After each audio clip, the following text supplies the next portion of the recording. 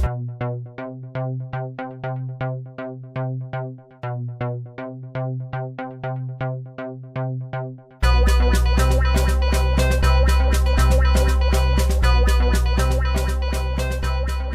you doing, everybody? I'm here today with a very special guest, a well-known man around Waterford. Everybody knows him. Martial arts, the whole lot. This is your go-to man, Billy Sullivan. Thanks for coming in, Billy. Thanks very much for having me, kid. Yeah. So yeah, we're gonna just take it easy. You know, Yeah, ask a few relax, questions. yeah, You know, so we don't want to. No problem. We don't want to kind of get rough and messing around in here. You know what I mean? So can you tell me? And lots of people are going to be interested in this. How did you get started in the fight scene? In martial arts. Yeah. Well, my first career was soccer. Right. And I got a youth international trial when I was younger, and I still love the game of soccer. Yeah. And when I retired from it, myself and my two friends took a Cork and Pat Cork, you might know. Right. That was the bodybuilding. Yeah. Before you go on, what team did you play with? I played with Tiger. Tiger, I right. played with Dolphin. Started with Southend.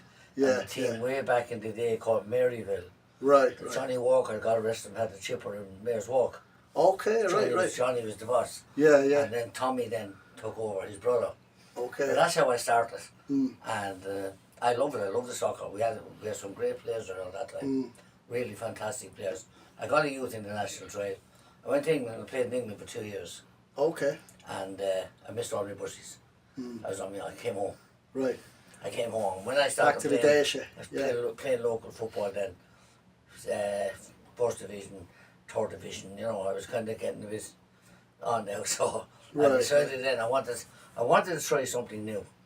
So we went around a few places, Tucker Corcoran and Pat and myself, went around a few places. There was a good friend of mine, his name is Billy Burke. He used to do karate. Yeah. And he said to me one day, I said, why don't you do a bit of karate? And three of us said, yeah. You know, Bruce Lee job, you know. Yeah. And we were laughing. But then after a while then we started, so we used to train in my house one night. Used to be warrior, shift all the furniture around and then we used to train in another house. And we used to go to Tramore on the beach and practice out there. So you started in the house. You started kicking one another around in the house. And then we went to St. Joseph's Youth Club on the Yellow Road. Right. Which is a baby care centre now. Right. But that's where we had a little club there. But then the three of us said, need something a little bit more, you know. So we went around a few clubs, taekwondo, karate, and the only thing put us off was the language. Right. Japanese language. And I always had, and they're not wrong with it, I like karate and I like all martial arts. Yeah. But using the language, and Moigari and all this stuff. And I said to the lads, we're Irish. We speak English. Why are we speaking Japanese for? You know, I said, you ask a Japanese come over here to speak Irish. You wouldn't know. But no. That's the thing, yeah. Around we're Irish. We're Irish. Yeah. We speak English. Yeah, a roundhouse kick is a roundhouse kick. Yeah. A front kick is a front kick. You can call it whatever you like, but that's what it is. Yeah. So we said no. So we went down on the Mall there, where the youth club, across the road from the credit union on the Mall, there used to be a hall there. Right. You might remember it. And there's a chaplain there from England, from Birmingham, Mr. Dennis Davis. He was a black guy, and he's doing Lao Gar Kung Fu. Right. So we went in. He said, sit down there, Lao. So we sat down. And we said, yeah, this is not bad now. So I actually stayed there for 4 years. Right. And we competed over in England, in Birmingham, a massive Kung Fu event. With all the big names. And Dennis now was a lovely, lovely man. And what happened at the 4 years, when we were going through the 4 years, we ended up teaching the class when he couldn't make it. Wow. Yeah, crazy. Absolutely crazy. But then we said, hey, I want something different. I want something more physical. Right. So we've got the soccer, So we've got soccer, the Kung Fu. And then we said, I heard about kickboxing. And Rocky Lawler, God rest him, was the man at the time. Yeah. So we got talking to Rocky, and Rocky approached me one night, and he said, would you like to come on board with me? I said, you're asking me to come on board with you, I said. No, you're the experienced one. I said, yeah. So we stayed with Rocky for a while. Then I said I wanted to achieve my black belt. And the two lads weren't too keen on that. But I went for it. They didn't want to grade No, to the no. best. Why do you think that would be now? They weren't that interested. You know what I mean? Right. Pat more into the bodybuilding, and he's still doing it. Yeah, He's a great chef. He's the imager, Sylvester Stallone. Right. He's the image him. Yeah. And Tucker done a bit of training as well. But then Tucker stayed with me now for a long time. We were still best of buddies for a year. We're like brothers, probably better than brothers. You know, but I went along then. I met Patsy Hanlon got involved with us. Patsy, and we had a hall in Lisdogan. Yeah. And we used to have 60 to 70 a night training there in the hall, yeah. So I said, we have to go bigger. So I contacted Mr. George Canning in Dublin, who's now dead, Professor George Canning. And I contacted him. He said, Billy, went up to him in Dodd's Corner in Dublin. Yeah. He said, there's a man down in Waterford, Liam Fogarty. He's from Port Law. Liam was one of the top fighters in Europe. He's the man down there. So I contacted Liam. And from that day to this, we never looked back. I never looked back. Yeah. I got my black belt. I spent a full week in Galway and Salt Hill going for my black belt. On the Friday, it was great. We spent 6 hours on the floor. Yeah. That's what's killing me about today. Fellas get a black belt after 6 weeks. You know what I mean? Right. You know, and there's some guys grading themselves. Yeah. So if they have a bit of experience, is it that they can get it after 6 weeks or what? No, they just give it to themselves. Yeah. You know, Right. some instructors, not all coaches, there's a few out there just want the money. Right. And I only charge €50 for a black belt. Okay. I know guys out there charging 250. Yeah. What's the difference? It's the black belt goes around the waist, doesn't it? And I never wear it. I'm an 8th Yeah. degree black belt. I'm a grandmaster. Yeah. I'm 50 years involved in the sport, and I love the sport. I've met so many friends throughout the world Yeah. in martial arts, from America to Belgium, Germany, France, Italy, Scotland, Ireland, Wales, England, you know. Yeah. And they all know me. Yeah. And I get on well with them all. And that's why I love this. My dream is to see all the organisations not breaking from their own organisation, but all the presidents of the org working together for the sake of the sport. Yeah. There's a lot of politics in the sport now. There's a lot of guys in it calling themselves coaches. Now, I have an old saying. It took me 10 years to get me a black belt. A black belt don't make you a coach. There's a difference. A black belt makes you an instructor. Yeah. There's a difference between a coach and an instructor. It takes years to become a coach. Right. And you never stop learning. Yeah. Never stop learning. You don't know it all. So how many people do you think now? I think it could be hundreds. It must be thousands Yes. that you've I've taught walked through. I also taught. over all those Yeah, years. and I've been in schools 31 years.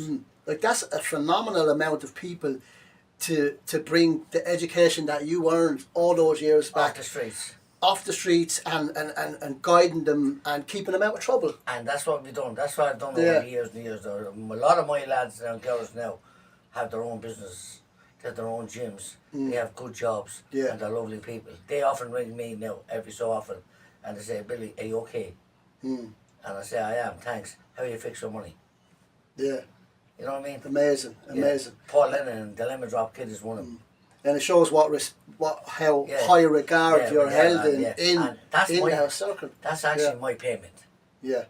That's my payment. Right. And to see them progressing and making good. We have lads in the gym down through the years who have been in jail, who have been involved in the drug market, who have been thugs. It's, you know, all the anti-bullying, bullying, all that type of stuff. Yeah. And lads with mental health issues. I brought them into alcoholics. I brought them into my gym, and 90% of them, I'd say, I've gone straight now. Yeah. And all their habit now is training. Maybe not with me, but training somewhere else. Yeah. But this is where they started. It's like I've done a bit of training myself over the years. I'm not any black belt or anything like that, but I personally found when I started doing a bit with Master Pond in Taekwondo. Yes.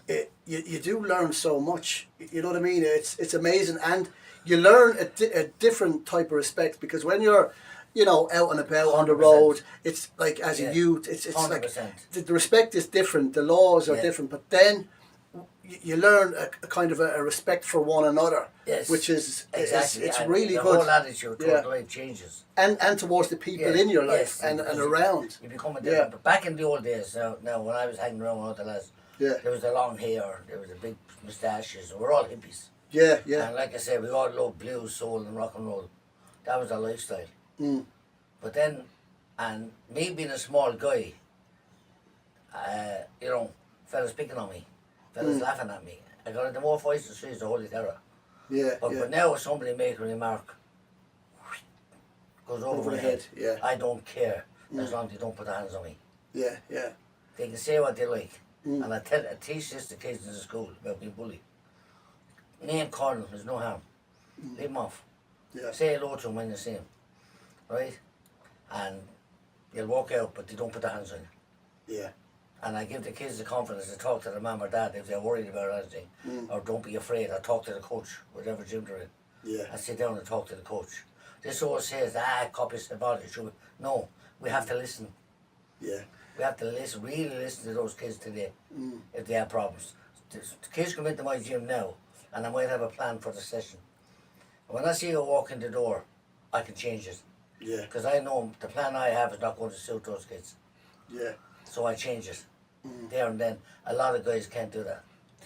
So with the bullying as well, it's like when I was growing up, it was more, and obviously when you're growing up as well, it was more kind of, you'd see somebody you didn't like, and hey, you dickhead, and so on. I'm a small guy, I got it enormous. But nowadays, it's like, you don't even need to see the person walking along the road. You can get on your phone and say, let me find this fella now. It's a disaster. Dickhead. And you know what? It's easy to reach people these days. And the bullying, I think, keyboard warriors.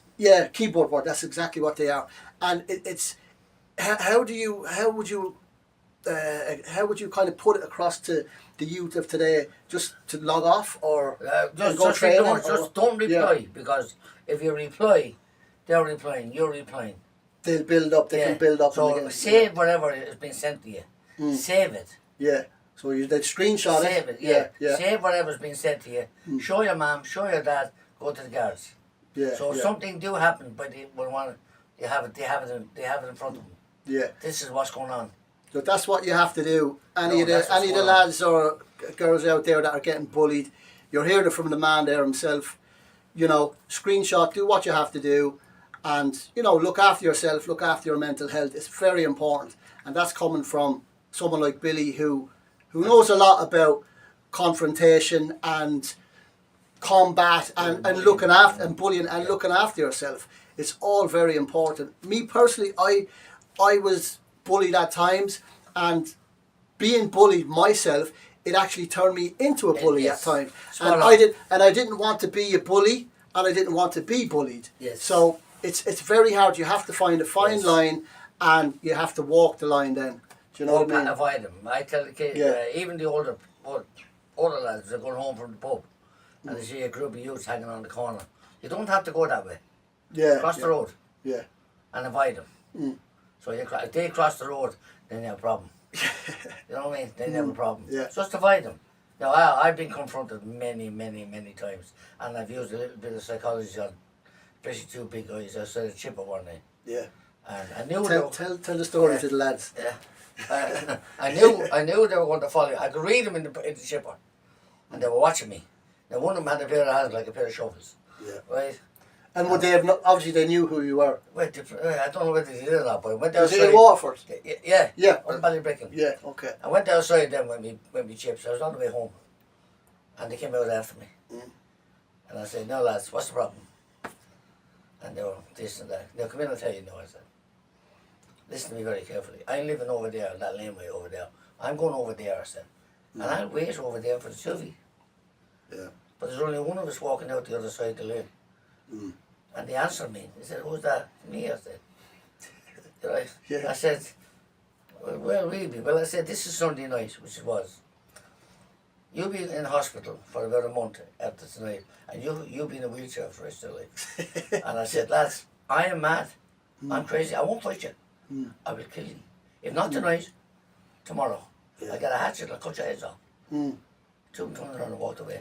I went around the corner and I went, oh, thank God. because they would have killed me. Yeah. But it worked. I didn't get into a violent, you know, I had no hands on or nothing. I just told them I'm crazy. And they walked away. Yeah. That worked for me now. That's not going to work for everybody. Because nowadays... It won't work for anybody now because you have to give away the secret now. Well, nowadays they come behind you. Yeah. Or they have a gang with them. And they're all tough. But you pick out the guy with the mouth. Right. Now, who I look for is the guy who's not saying nothing. Yeah, he's the one. That's I keep my... He's the one, that he can sneak around the back. I keep my eye on him. Not the fellas telling me. And the beauty of like that is they tell you what they're going to do to you. They're actually telling you. Yeah. So if you act quickly, either run away, hit him and run away. That's it. Yeah.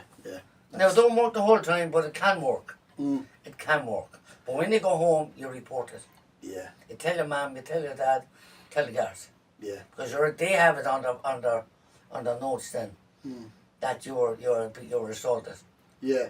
It could even come back and you know if it went full circle, say, and you got one of them on their own or two of them, or you could say, well, look, that was defending yourself. Yeah, self-defense. Self-defense. And so on. Yeah. Self-defense.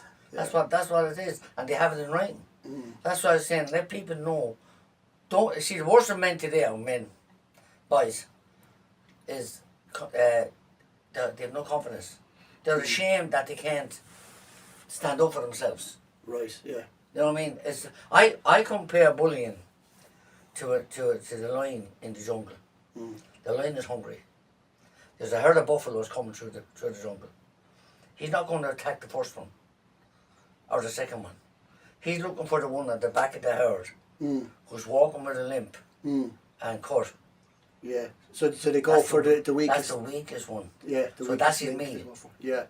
That's the way bullies are. They pick out a weak person and they can spot it, then they intimidate them. Yeah. That's what bullies are. And then they go to the mum and the dad and they say, not my Mary. And not my Johnny. Of course it is. Yeah. Do you know what, right? And in these situations, we're always looking in a way to say, look, if you're being bullied, you do this, you do that, you do that. But can we talk to the bullies now instead? Can we tell a bully exactly what the story is? You know what I mean? Kind of mix it up a little bit there now. I've had them in my gym and they come into my gym and I know of them, I heard of them, and they, you know, the attitude. I get one of a female kickboxers to spar them. And she do a job on them. And they won't, if they come back, they're learning a lesson. Yeah. If they don't come back, they're embarrassed. Right. And they go out and tell all their friends, oh, some fella kicked me all over the place.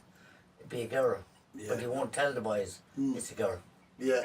The hard man, the ego is gone down. It's gone, the tubes. Yeah. I've seen I've seen a couple of your fighters, and is there anyone, you know, one or two, maybe three, that are doing big things at the moment? At the moment, they are, yeah. We have a girl named, mention as many as you like. We have a girl named Shaz Furlong, 31.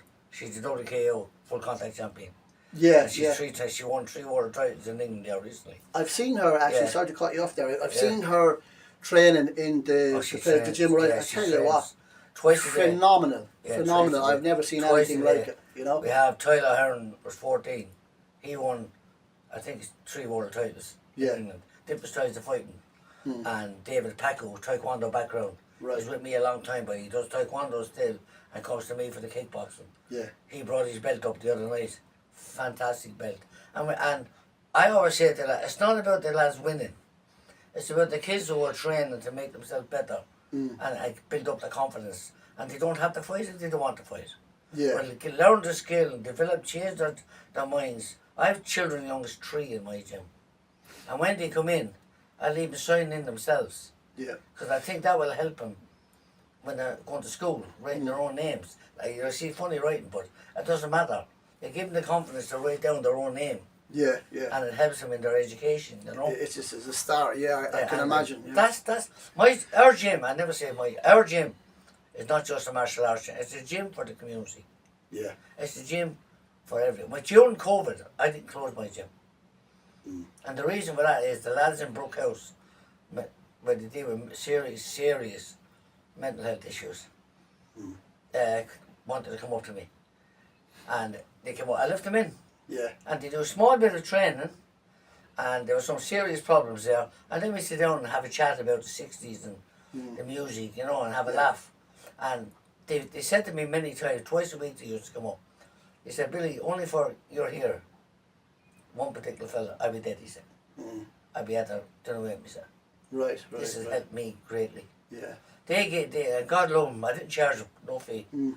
They came to me then after a while, they presented me with a picture of Katie Taylor in a frame. Yeah. That was their gift to me, you know. Right. And it was brilliant. Yeah. And that's still hanging on my wall in the gym. Fair play to you for, you know, not closing up, not locking up like everyone did. And, you know, obviously you helped. I had the guards onto me about it. Yeah. Would you believe somebody reported us? Yeah, you would. Would you believe that? You would. I don't care. Why wasn't going to put lock those lads out? Because I'd be attending 3 or 4 funerals within 2 weeks. Yeah. And it was tough times, very tough times it's for very hard everyone. Time people. For everyone, it was a very tough time. Very hard time, yeah. And it's still not, you know, it hasn't gone anywhere. It's not as bad as it was, thank God. But it did affect so many people's lives. Yeah. Now, at the minute, I'm back playing football at 74 years of age. Fair play to you. It's called walking football. Right. And okay, I haven't heard about that before. It's for over 50s. And it's Waterford FC. I have a League of Ireland medal now at 74. I never thought I'd be holding the ball in my hand. Never mind kicking one. So it's gone full circle from the start. Yes. It's gone back to football. Soccer, karate, kung fu, back to football. Kickboxing, the whole lot. I play that once a week. And back to football again. Yeah. And we have lads playing, we have a man playing his 84. Wow. Playing football. Yeah. It's good for this. Yeah. And I always say to lads, older lads like myself when I meet them, lads, listen to me. Don't ever let the old man in. Right? There's nothing you can't do. Go for a walk. If you're feeling down, talk to somebody. Yeah. Talking is the best cure in the world, I think. You never write yourself off. No, talk you to never someone. write yourself off. And with a couple of lads that are coming out now lately, and this is the best move to ever. I have them in my gym now doing soccer training. Yeah. Twice a week. And I have women in the same age group.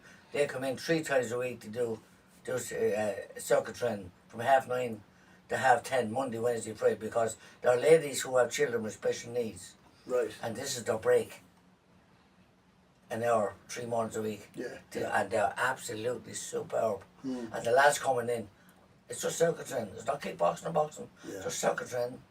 And they are fantastic. I have a coach, fully qualified coach there. Amy's her name. She's involved with Waterford FC. Yeah. She does it. She does those classes for me. It's there, and they love it. Yeah. It gives old guys like myself and old lady a purpose. Now my purpose is kickboxing. I mean, I will never, ever stop. Yeah. Never stop, because I've met so many. I have respect for so many people doing martial arts. Even 1 or 2 of the guys that don't get on with, I respect them for what they do. Yeah. And that's my dream, is to see us all coming together and working together for the sake. It's not about us. My problem today with some coaches, it's all about the coach. Yeah. No, I stand back. It's about the young people out in front of me. Now, what do you think makes a good, not even a good coach, what do you think makes a great coach? A great coach, what does it mean? to be a great coach, your student should be able to, when they walk in the door, you can say, there's something wrong with him or her tonight. He's not the same, or she's not the same. So I go over and whisper in their ear, if you want to talk to me, let them talk to me. Put the hands around them. You have to be a father figure, you have to be a coach, and you have to be a friend, and you have to be trusted. Yeah. They are the 4 things in a coach. Nothing to do with us coaches. Nothing to do with us. We're trying to get those kids on the right road to have a good life. Yeah. And be always there. Never, if your student is afraid of you, there's something wrong. Yeah. There's something wrong. If that student can't come to you and say, I'm sorry, Billy, I've done this and I've done that. I said, that's okay, sit down and we talk about it. Yeah. I'm going to help him out with it. Same with girls. Girls get in trouble. Come over here and talk to me. Come over here and talk to me. Don't be afraid. Yeah. I teach in schools 31 years, and I had hundreds, I mean, as you said, thousands, through the schools that I've been in, and I've had many girls come out to me. They used to write an essay at the end of the programme, and in it, I wish you were my father. I got that many times. Imagine. Yeah, and half the stories, great honour. Half the stories I was told would make a hairstyle in your head. But they trust me. I can't break that trust. Yeah. Sometimes I see a kid and I ring back, I ring at night, and they say, are you okay? If they answer the phone, they're grand. First thing in the morning, I ring.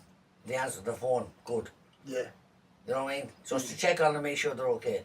But we have trained many world champions. Yeah.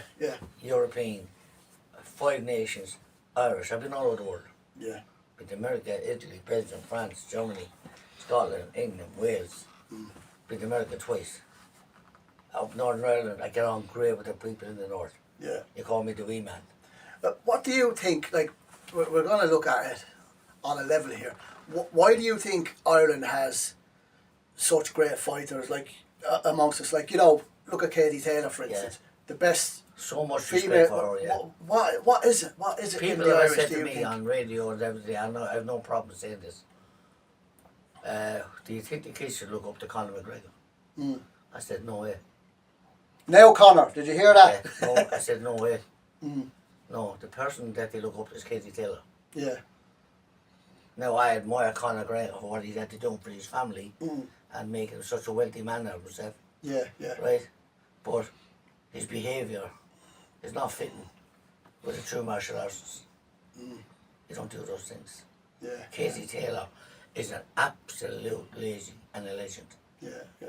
I've actually met her in Budapest. I was just passing through, and I saw her, and so humble. She beautiful person. You can feel the aura about her. Yeah, she is. Yeah. I'd love for Katie to retire now. Because before she gets beaten. Yeah.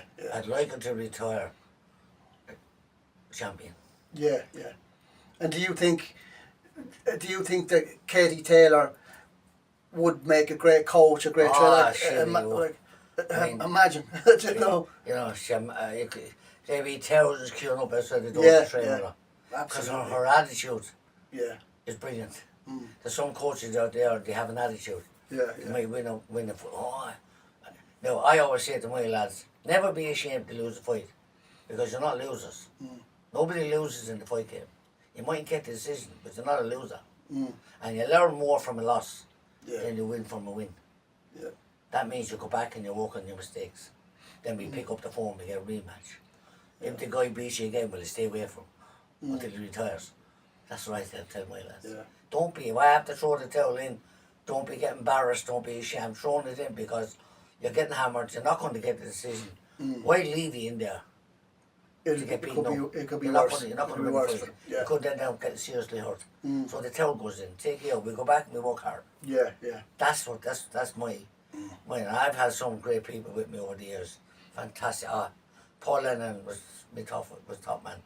The Lemon Drop. Yeah. I remember him. He was like yourself, is like a celebrity going around the town. Back in the day, he's over in the UK now, isn't he? He's got his own gym over there. He calls me every so often. Yeah. And we have a good chat. And his boys, his lads as well, all fighters. Are in Liverpool. They have a kickboxing gym in Liverpool. Yeah. Paul is still coaching. Yeah. And he's still super fit. You know, but he left me at a certain stage then and went to Rocky. God rest Rocky. Now, I never called Rocky. I always called him Tommy. Right, okay. Right, Tommy. And he was years ahead of his time. And as Paul said to me one night on the phone, Billy, he said, you and Tommy were way ahead of your times. Two great coaches in different ways. Yeah. Back in the day, he was a bit like the Sylvester Stallone, wasn't he? Going around I tried to get Paul with the hair, the whole lot. I was trying to get him into films. Yeah. He was the man, all right. My idea was to get Paul into films because he's a good-looking lad. Yeah. Well conditioned. I just hadn't the money. I asked Master Toddy. You might have heard of Master Toddy over Manchester. Ronnie Green, legend. Master, I went to Manchester, trained with Toddy and all the top fighters there. Yeah. But I was never a great fighter, but I became a very good coach. And Master asked, would you take Paul on? And he said he would, because I think he had a house in Manchester. Right. They're all his top fighters there. No problem, he said, because he admired him so much. And I said to Paul that he wouldn't go. Paul was a hometown boy. Yeah, yeah. And I couldn't do any more, so Rocky or Tommy approached him, and he went to Tommy. Right. Shouts out to the Lemon Drop kid if you're watching. You know, this man's speaking very highly of you now. I hear him there. He phoned me now and again, asked me, and he phoned me there a while ago, and he said, come here, you know, he said, I hope you're making money. Yeah. He's the Lemon Drop man now. We call him the Lemon Drop man now. Yeah. But he's still super conditioned. Yeah. And not many people know this, but Paul's favourite sport was rugby. Oh, right, okay, yes. yeah. Loved the rugby. Yeah. And he played it. Remember one time he got his leg broke, and he called to my house on sticks, and then he died. And everybody was telling me, you're finished now, kickbox. That was it.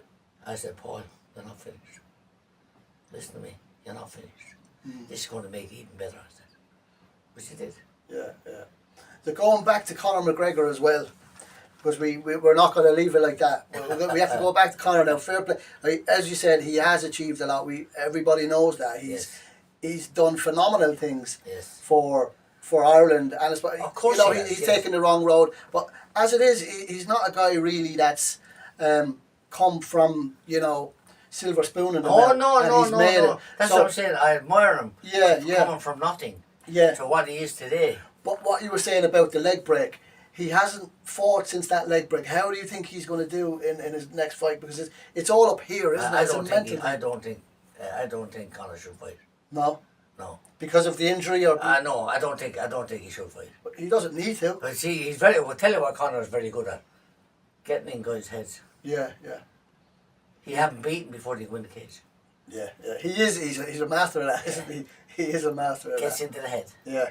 And they're beaten before the fight starts. Yeah. But if I was Conor now John Kavanagh is an absolute, his coach, an absolute gentleman. I had John Kavanagh in my old gym in Tycon years ago before anyone knew who he was. I know John very well. Yeah. You know, and he's an absolute gentleman. Yeah. Absolutely. Now, fair play to Conor McGregor. He's had the help in a great boxing club in Dublin. And Conor's had to doing it up for him and all. That's what I admire about him. That's what I admire. I don't like the other stuff. Give him back to the community. Yes. I don't like the other stuff. But that's, I think that reverts back to, you know, he probably the way handle the money. Exactly. Like, it's kind of where you come from, and sometimes I think that bubbles to the surface a little bit, and then it comes down again. But like you have to control those bubbles. Now, if I could get Conor McGregor to come to my gym in the morning, I'd bring him. Oh yeah, of course. Make no mistake about it. Because they'd be out the Cork Road lining up to go in to see him. You know what I mean? Yeah. So they would. I do admire him. Yeah. But I don't like the way he carries on at times. I don't like that. Yeah. I really don't like that. And I'm sure you don't like it, not from your own personal opinion, but who it reflects on. You know, the people reflects on the sport. And the kids that are looking up to him is what you're saying. It's that's all. You see some kids. Make sense. You see, no, to be honest, you see some fellas walking around the town, and they do a bit of MMA, and they walk around. I do MMA. So what? Yeah. So what? But you have a bit of an attitude towards it. Yeah. That's what I don't like. Why develop an attitude? You're in it there to make yourself a better person. Bring that better person that you become and give it on to the other kids. Pass it on. Yeah. Because students will behave the way the coach behaves. Because they believe in him or her. Yeah. They believe in that coach, whether it's man or woman. Students will act the same. That's it. So respect goes out the window. And these days, I don't know what's wrong with the kids today. I really don't. But I think some of the young fellas today are too protected by their mammies. Right. We get hit. Getting hit. So of course you're going to get hit. It's the fight camp. He's a buster. Yeah. You know what I mean? Is what it's about. We go out the street, somebody hits him. What are you going to do? Run home to your mammy. This is it.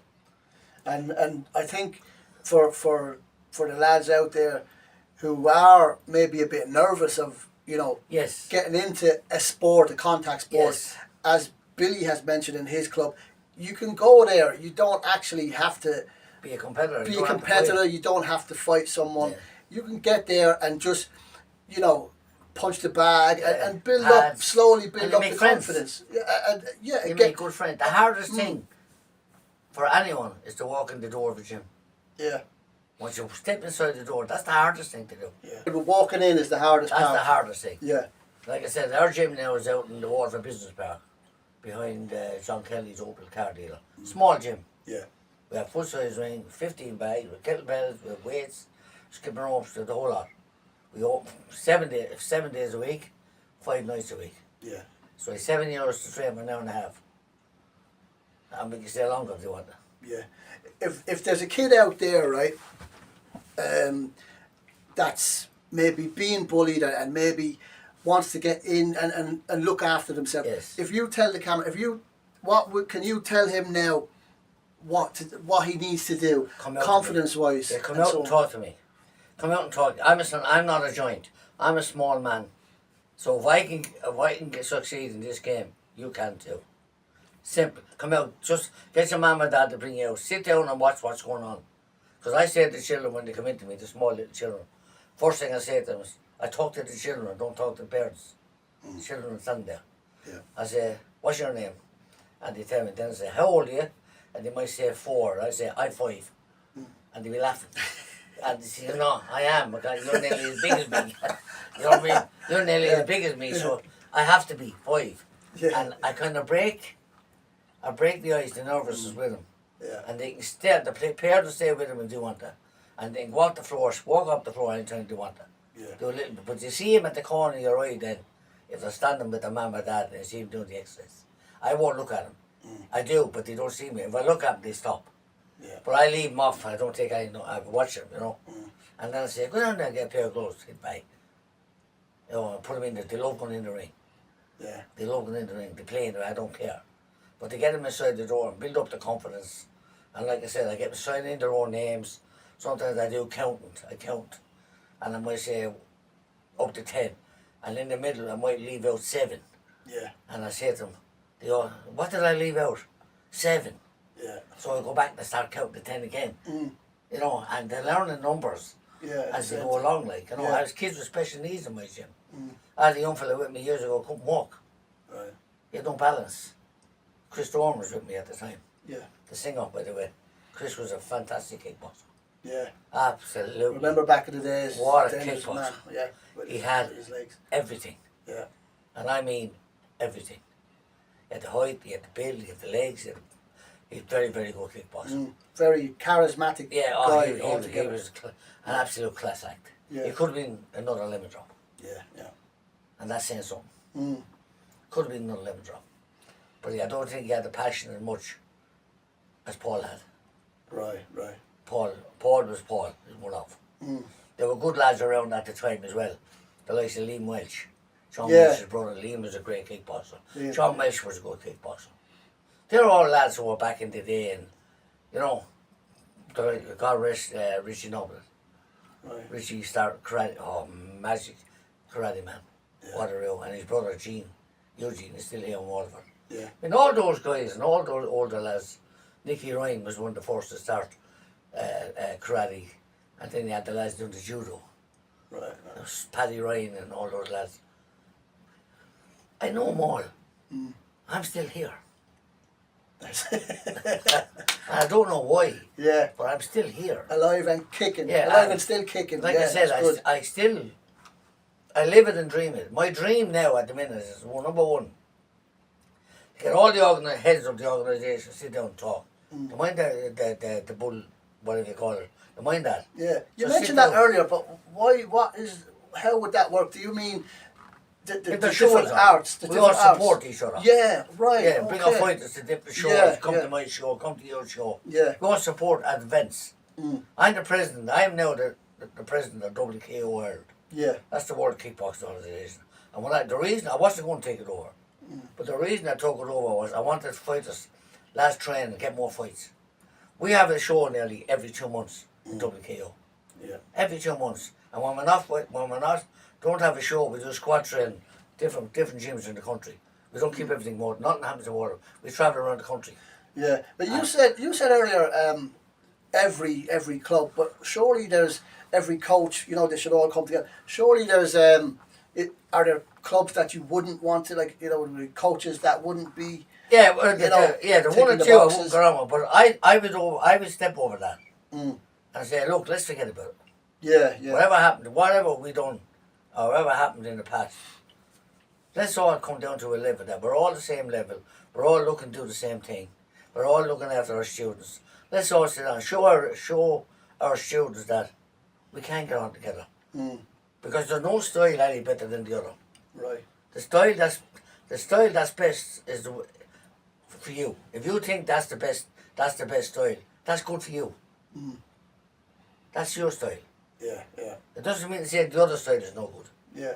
Is there anything like you'd probably say MMA, but is there any? I've seen it on YouTube, like a crossover style, say kickboxing versus taekwondo Yes. versus karate. Yes. Is there ever anything like that? Is that popular as well in Ireland? Well, no, that won't happen unless we have taekwondo lads now who are doing kickboxing. Yeah. We have lads who have done a bit of karate or getting into, but they find it different. Okay. We have lads doing Thai boxing. There's not a whole lot of difference between K1 and Thai boxing. Right. K1 is knees and elbows. Thai boxing, the only difference is you come more with your knees and Muay Thai. Right. That's the only difference. K1 is 2 knees and let go. Okay. In the pro game, you can use elbows and knees. Okay, and every style has something to offer someone. Yeah. What do you think is the most dangerous martial art out there? If you were to say, look, you're going into the army tomorrow, and you have 6 months to learn this one style. Yes. What style would you? Well, I think I love jiu-jitsu. Right. It's too late for me now, but I love jiu-jitsu. With the throws. Now, who I admire greatly is someone like Steven Seagal. Yeah. Right, because he can do what he does in the film. He can do actually. Right. The other guy, what's his name? Van Damme. Yeah. Now, Van Damme wasn't a good fighter, but he looked fantastic on film. Yeah, very flexible. He's very superb kicker, but he wasn't a great fighter. Yeah. You know, Chuck Norris, great fighter. Bruce Lee, good fight. You know what I mean? Yeah. Bill Wallace, super fighter. He still teaches. Bill Wallace must be nearly 90 now, but they call him the left leg, super foot. Right, so his left leg, he could light a cigarette in her mouth with his left leg. You know what I mean? I'm talking about the old guys now, you know. Now there's some great new lads coming through, but the difference is, it's about them. Yeah. It's not about the coaches, lads. It's about your student, guiding your student in the right direction. Yeah. That's what sport is all about. You know, if you can save one child and one kid from doing damage to themselves, no money in the world will pay for that. Yeah. That's the satisfaction. I've met women, and I have former children. I have their grandchildren training with me. I forget that. Yeah. Oh, you train my mammy and my daddy, or what's their names? Don't you? Yeah, I did. That's incredible. You know, I have their grandchildren training with me. There's not many people in Ireland, in the world, who can say that. I was at different generations of family. I was at the Blitz one time, soccer on Ferry Bank. My grandson was playing soccer, and I saw this lady looking at me all day. I thought I was on, you know. No, I said, hello, ma'am, how are you? I was brought up to respect older people. I never called an older woman by her name. Yeah. Always ma'am or missus. Never. And I still do that today. Yeah. But she came over to me and said, you told me, I had a clue who the lady was, you know. Did I? I said, yes, yes. You told me when I was going to school down in Wexford.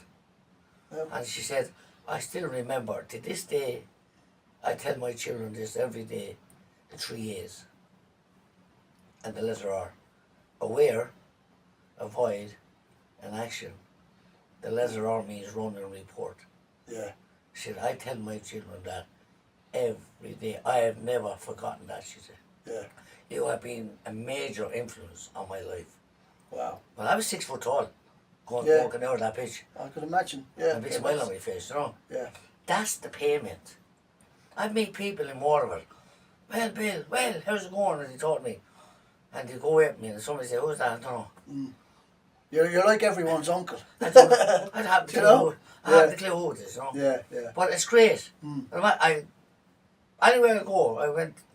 I mean, over in America, they were calling me coach. So much I thought I was a horse.